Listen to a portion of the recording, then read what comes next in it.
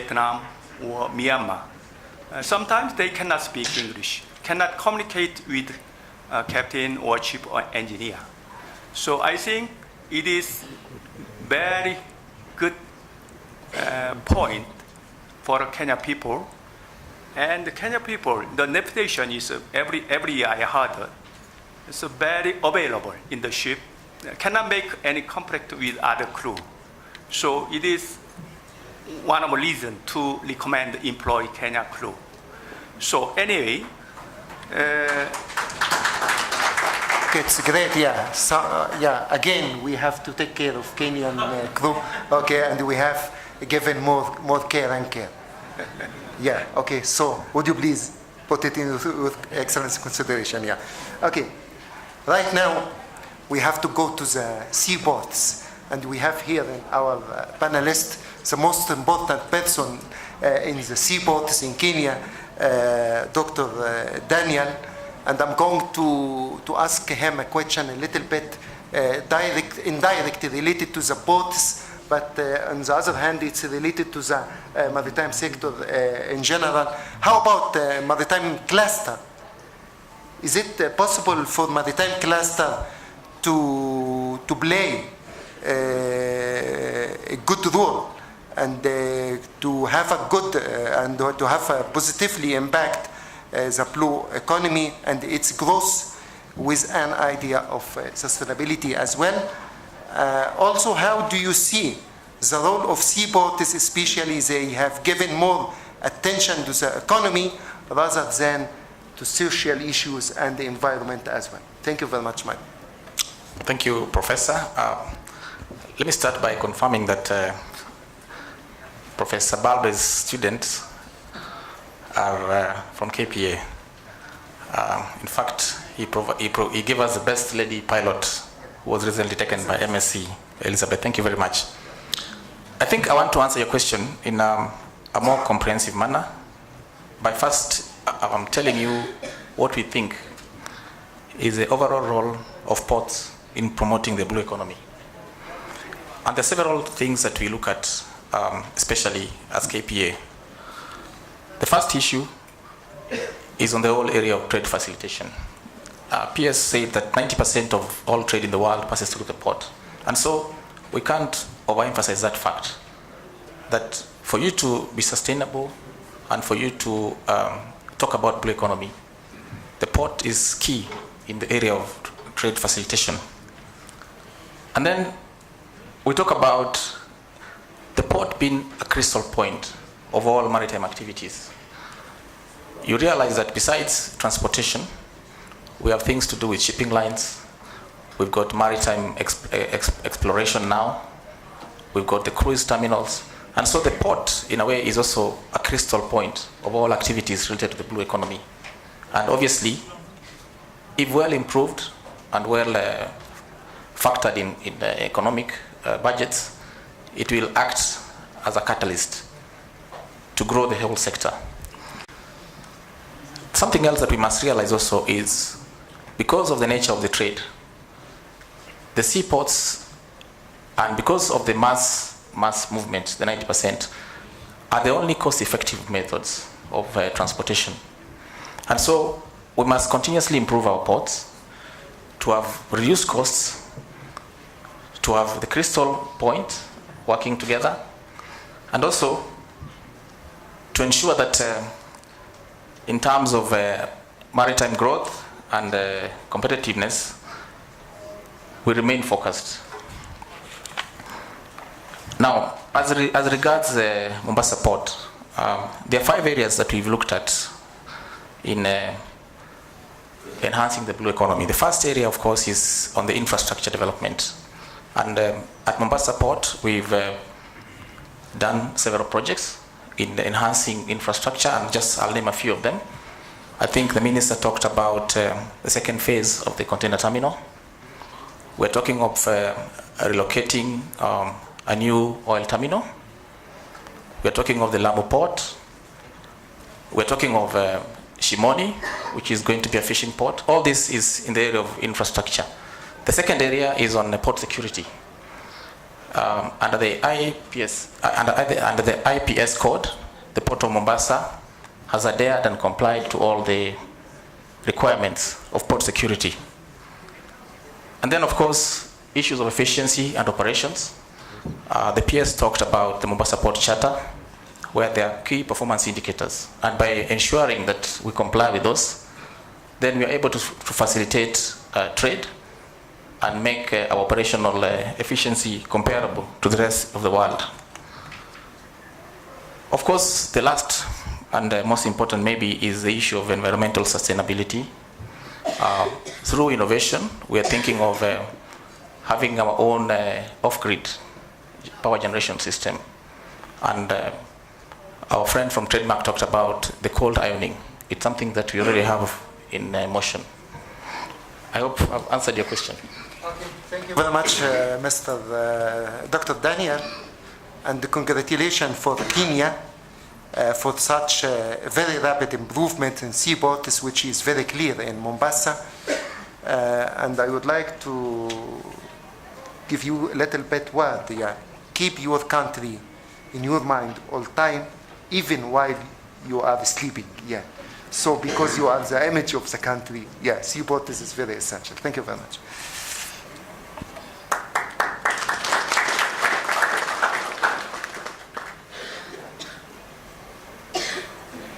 Just 2.5 minutes, okay?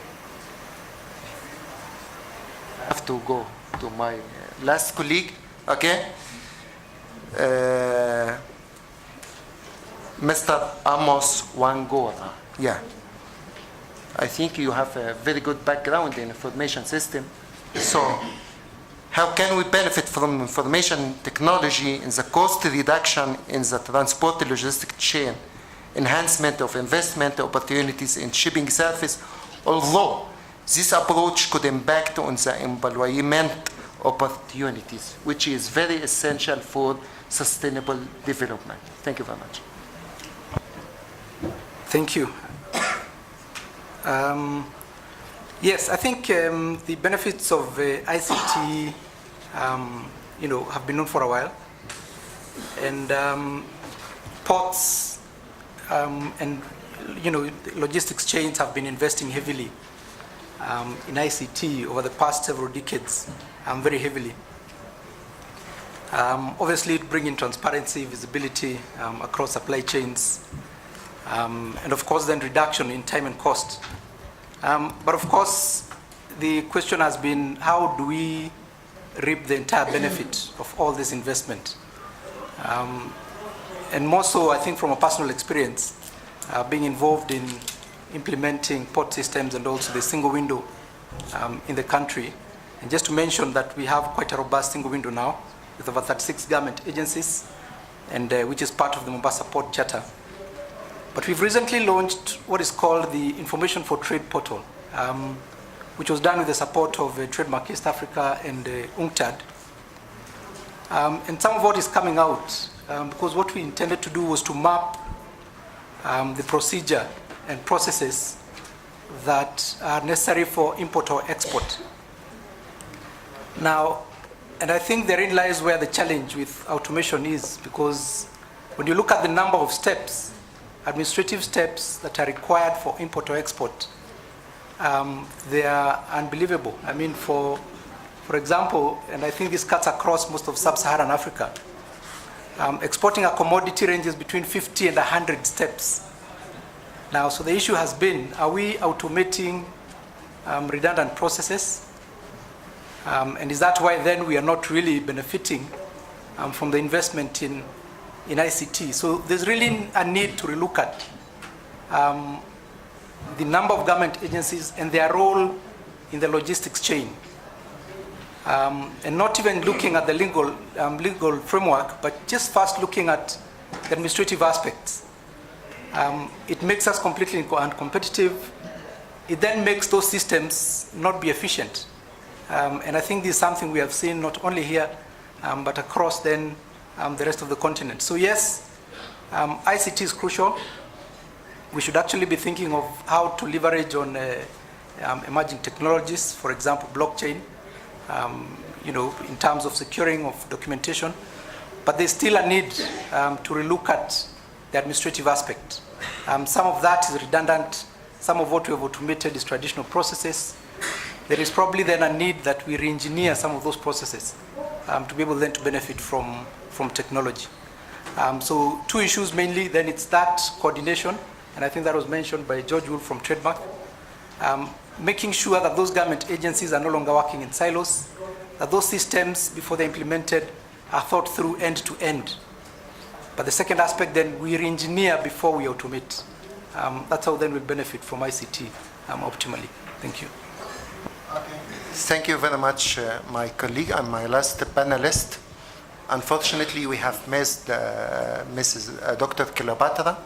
So I think if any audience have some questions to Dr. Cleopatra, as she is president of World Maritime University, so catch her wherever you will find her.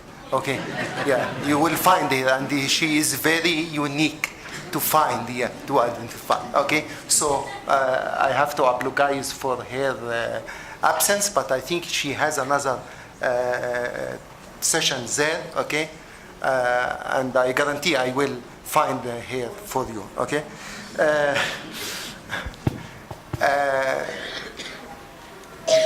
Very valuable participants, very valuable discussion from very valuable calibers in the panelists, okay? And I have to say, still there is more opportunities, but there are many challenges, okay?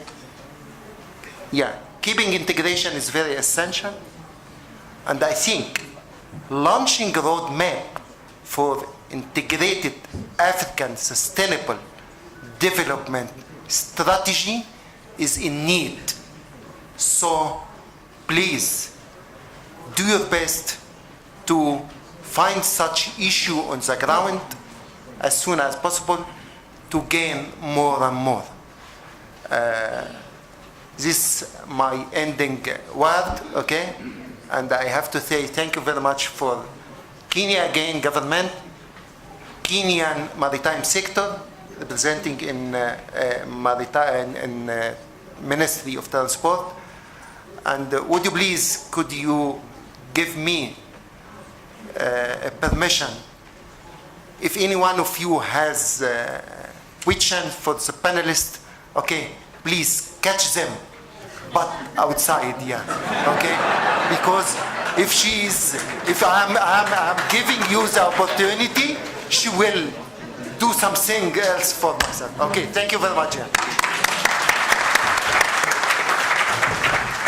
Okay, we'll now go to session 2. Session 2 is on maritime safety, security, regulatory enforcement. This one is going to be moderated by my DG, Major Retired George Nyamoko Okongo.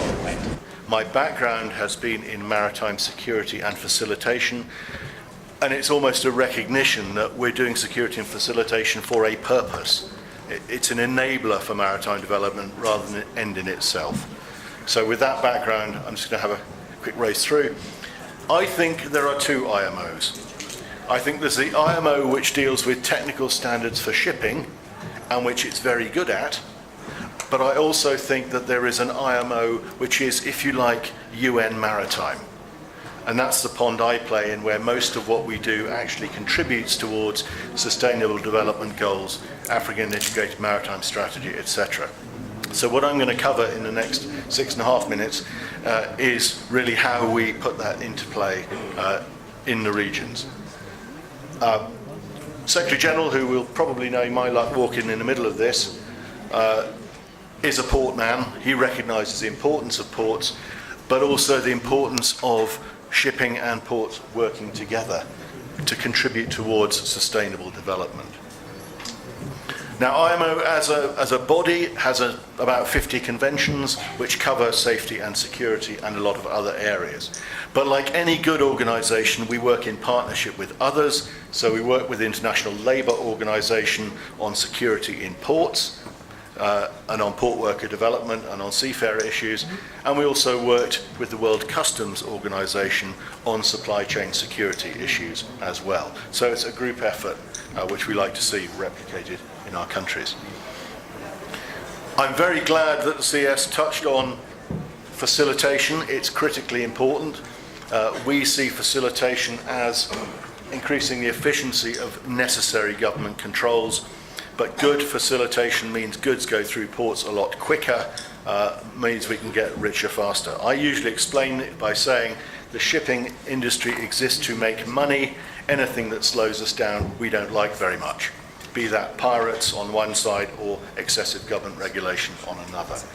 So that involvement between the port sector and the shipping sector is critical. I was listening intently to all the comments made before. What I would encourage is port sector to get more involved in the IMO Facilitation Committee, because at the moment IMO is quite rightly represented by flag authorities, but actually the port sector needs to get a bigger voice in there. Those conventions I showed set out a series of state responsibilities at sea, a wide range from offshore security, suppressing piracy, protecting fish, protecting the environment, and other traditional ones like safety of navigation, search and rescue. All of these require very similar responses though, so I tend to lump them together. They all need a legal framework. They all need maritime situational awareness to know what's going on out there. They need capable authorities to get out there and use that information and do their work, and they need a legal finish or an ending to it all as well, if it's a prosecution case. So if we look at it that way and encourage joined up government by our member states, then we can fix the piracy at the same time as the fishery protection, at the same time as the search and rescue. That's the logic. Moving swiftly on, we codified this in a series of codes of conduct. The Djibouti Code for East Africa, Western Indian Ocean was originally a piracy-related document, but it sets out signatory states commit to reviewing national legislation, developing that law enforcement capability, cooperating on capacity building, and exchanging information on best and good and promising practices with each other, as well as situational awareness on where the bad guys are. That code of conduct had some very strong points, one of which was a national focal point network where a representative in each country would exchange information with not only their own agencies, but the other member states. The information sharing centres, a major success has been civil-military cooperation with a better understanding by navies of how the merchant navy works and vice versa. And we did get quite a lot of money from Japan and other donors to implement all this. So taking that forward and building on those lessons, not only the Djibouti Code, the counter-piracy bit, but an equivalent arrangement, a wider arrangement in West and Central Africa called the Yaoundé Code of Conduct, which really operationalised the African Integrated Maritime Strategy for 2050, and some tabletop exercises we did in our member states. We rebuilt the Djibouti Code with an amendment in Jeddah last year, which makes it much wider. The tabletop exercise I've mentioned, we did all of the coastal states in West and Central Africa, and we're working our way through the ones in East Africa, Western Indian Ocean. This is an idea where we get representatives of every agency with a stake in maritime security, so usually between 25 and 30 in each country, to actually talk to each other. That's a good start. And then come up with national plans, recognise which organs of state have which responsibility when, and get them to talk to each other and cooperate. The lessons we've identified throughout all this lot then is that national organisation is critical and head of state buy-in is critical. If the head of state supports maritime development, then it's going to happen. So it's getting that message into the corridors of power, addressing what I've referred to before as sea blindness or wealth blindness, the potential benefits of the maritime sector. We'd also recommend focusing on developing national capacity and then growing it regionally, rather than relying on a top-down approach from the African Union or whatever. And then actually selling it to the stockholders. What's in it for me?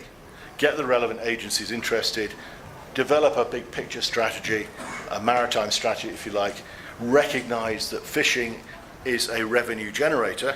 So if your Navy's out there protecting the fish, some of that money may come back to the Navy to pay for the fuel. Hey, win-win, joined up government. And the recognition that security underpins that development. The priorities then, first of all, we would suggest will be a national maritime strategy. What am I going to do with that 200 miles of opportunity called my exclusive economic zone? Then the maritime security strategy, how do I protect that? How do I ensure we exploit it properly? The National Maritime Security Committees for that interagency cooperation, the legal frameworks I mentioned, and then from that, the operational plans, contingency planning, programs, etc. Again, the interagency approach is key. The critical measures, and if you look at the codes, break it down, it pretty much spells out what countries actually